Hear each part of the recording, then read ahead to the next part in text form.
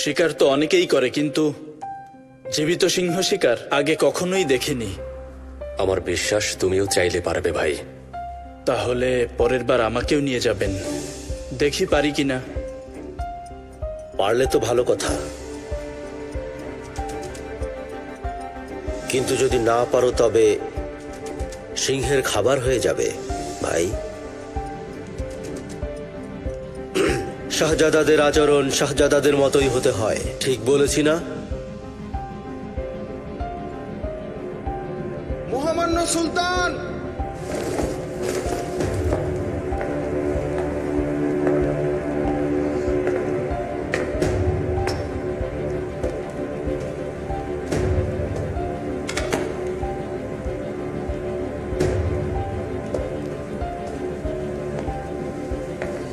Genghis খানের ভেতরের খবরাখবর আমার চাই, তাহলে আমরা প্রস্তুতি নিতে পারবো।